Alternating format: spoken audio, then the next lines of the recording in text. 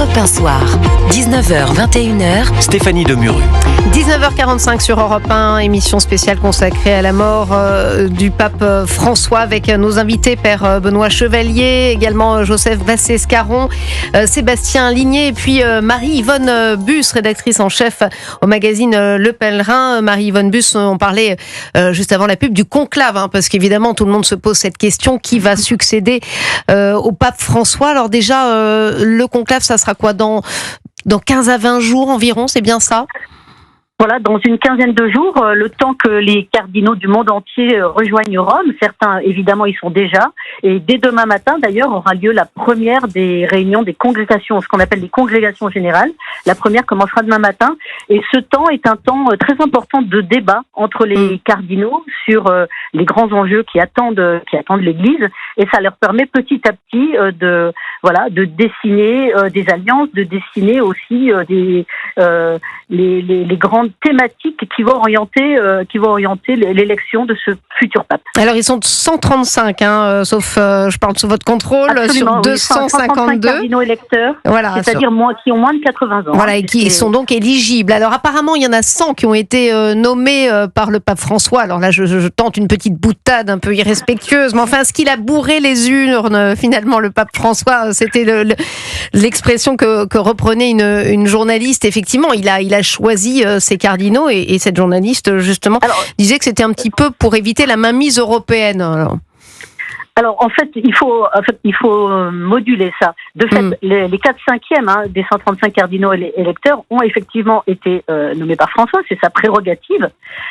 Mais il a eu ensuite une politique de rééquilibrage très forte du corps cardinalice au profit de ce qu'on a pu appeler les périphéries dans ces dernières, par exemple, nominations. Il y a l'Iran, par exemple. Souvent des églises qui représentent des communautés catholiques absolument minuscules. Donc ça, c'est un signal prophétique qui est donné pour montrer que ces pays-là ont leur importance. Alors bien sûr, il y a de la politique, mais il a su aussi nommer des cardinaux qui n'étaient pas forcément ses partisans les plus fervents. Globalement, il a quand même rééquilibré l'ensemble du collège des cardinaux, même si les cardinaux européens restent majoritaires. On en a encore aujourd'hui 53. Ce qu'on a vu monter très fortement, ce sont ce qu'on appelle les cardinaux du Sud global, l'Asie, l'Afrique, l'Amérique centrale. Voilà. Donc c'est un signe très important qu'il a donné. On l'a appelé le pape des périphéries. Et parmi les périphéries, il y a aussi ces pays, ces communautés dont on parle beaucoup moins et auxquels il a souvent consacré des voyages qui ont surpris. La Mongolie, par exemple, des voyages qui n'étaient pas a priori prioritaires. Père Benoît Chevalier, Marie-Yvonne Bus nous parlait de ces congrégations, ce sont ces réunions préparatoires en amont du conclave. Elles sont extrêmement importantes. D'ailleurs, on le voit toujours dans ce film. C'est vrai que les papes se dévoilent et ça aide peut-être à la décision. Ça permet, je pense, surtout de regarder quels sont les défis les plus importants de l'Église dans le monde d'aujourd'hui. Et en fonction des personnalités que l'on connaît des cardinaux, de se dire qui sera le plus à même de porter ces défis, qui aura à la fois le plus de discernement, qui aura le plus de force. On sait que le pape François a été choisi parce qu'il avait justement ce caractère bien trempé, que certains peuvent lui reprocher, mais qui lui a permis d'affronter la curie qui avait des réticences à se réformer parfois, et qui a permis de gérer justement la question des abus, des crimes dans l'Église. Donc je pense qu'on va regarder du coup, les cardinaux vont regarder qui a justement les épaules les mieux adaptées pour porter ça. Et puis surtout, je pense qu'ils vont prier. Je crois vraiment qu'un conclave, c'est d'abord l'œuvre de l'Esprit Saint. Et donc, bien sûr, il y a des questions humaines, on va regarder des défis, on va regarder des statistiques, on va regarder des personnalités, mais d'abord, on va prier et on va jeûner. Et nous, en tout cas, dans nos paroisses, on va faire ça. On va soutenir les cardinaux. Chacun dans nos paroisses, on va organiser des veillées de prière pour que l'Esprit Saint agisse. Mon voisin, qui est orthodoxe, ne doutera pas de l'importance de l'Esprit Saint dans le choix des pasteurs qui sont donnés. Je le vois réagir. Non, pas du tout. Je m'interrogeais parce que vous n'avez pas tout à fait répondu à la question initiale, c'est-à-dire se risquer un pronostic. C'est-à-dire que, est-ce que ce sera plus jamais un jésuite, par exemple. Est-ce que ce sera plus jamais un jésuite? Parce qu'il y a des, quand même, j'ai entendu un cardinal dire, un jésuite, plus jamais ça. Est-ce que c'est possible ou pas? Moi, je crois que est-ce qu'il y aura un effet de balancier qui va s'opérer? Mais peut-être, je n'en sais absolument rien. Je ne suis pas l'Esprit Saint moi-même. Vous l'avez remarqué. Mais vous connaissez l'histoire de l'Église. Oui, je connais l'histoire de l'Église. Donc il y a souvent eu des mouvements de balanciers qui ont été opérés. Oui, je crois que l'Esprit Saint dirige. Si vous faites de la voile, vous savez bien, de temps en temps, il faut tirer des bords. Mais c'est quand même d'abord le vent qui va décider quelle direction on prend. Le sens du vent.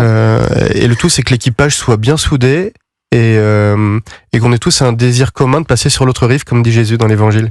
Sébastien Ligné. De toute façon, je pense que c'est ce qui fait la beauté de cette élection, déjà par son cadre, sa forme extrêmement arrêtée dans une autre époque. C'est-à-dire qu'on est à l'époque du tout filmé, de la communication permanente, ou dans des élections démocratiques traditionnelles en France, on connaît les résultats sur les réseaux sociaux avant la divulgation officielle, on a des sondages. Là, il n'y a rien de tout ça. Il n'y a pas de risque, là. On est dans une chapelle fermée, on annonce le résultat par une fumée blanche ou noire. Donc il y a quelque chose déjà de sacré dans ce rituel, d'une certaine manière, qui fait il y a tout de suite, même pour les non-croyants d'ailleurs, une envie de savoir. C'est tout de suite de savoir, de regarder cette cheminée et cette fumée. Maintenant, sur la succession, moi je pense que il faut même pas s'essayer à des pronostics. Vous regardez les récents conclaves, Jean-Paul II et Benoît XVI, il avait une filiation assez évidente, et puis ensuite, après Benoît XVI, on passe à un pape qui est quand même un petit peu différent, j'en reviens à ça une nouvelle fois. Donc certains diront qu'avec le nombre de cardinaux qui ont été élus, qui ont été choisis par François, on pourrait s'attendre à un pape alors, il y a deux favoris italiens quand même, hein.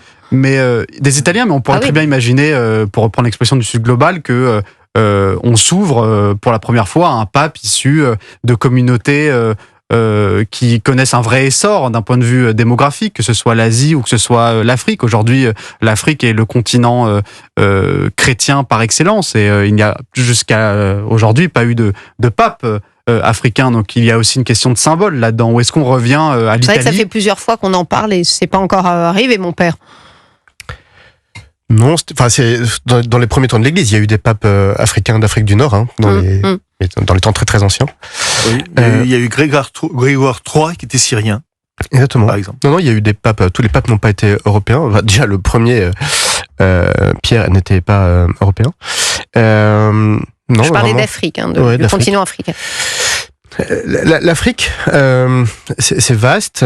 Il y a des réalités très différentes d'un pays à un autre, des églises qui sont assez anciennes, des églises très très récentes, donc avec des pasteurs qui portent des choses très différentes aussi dans leur sensibilité. Donc là encore, si c'est un cardinal africain, mais de quelle Afrique parle-t-on, de quelle sensibilité, de quelle église? Mais c'était déjà le fait que le pape François vienne d'Argentine et d'Amérique du Sud, c'était déjà symboliquement un geste extrêmement fort.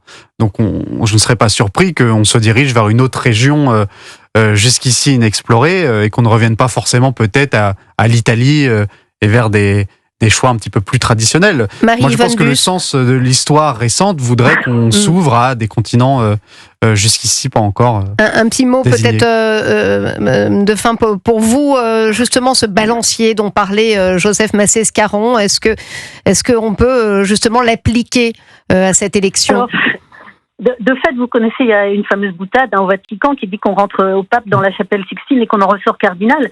Alors, on entend beaucoup dire qu'il y aura peut-être un rééquilibrage, de fait que des Italiens pourraient revenir dans ce poste pontifical. Il y a aussi tout ce qui se joue et qu'on ne connaît pas encore. On se rappelle que pour le pape François, au moment du pré-conclave de 2013, il avait eu un discours qui avait fortement marqué sur les remèdes qui devaient être appliqués au corps malade de l'institution catholique. Au moment, avant l'élection de Benoît XVI, le futur Benoît XVI avait fortement marqué les esprits par une homélie sur l'Église et la barque de l'Église qui prenait l'eau. Enfin, voilà. Donc, il y a parfois aussi des choses qui vont se passer dans les derniers jours, des textes qui vont frapper les esprits. Et ensuite, bien entendu, les candidats les plus probables ne sont pas non plus une cinquantaine. Nous avons identifié, effectivement, pour chaque continent, un certain nombre de cardinaux qui nous semblent intéressants parce qu'ils représentent. Le suspense reste entier, en tout cas, Marie-Yvonne Bus. Merci à vous, merci au père Benoît Chevalier, merci également à Joseph Massé-Scaron et à Sébastien Ligné.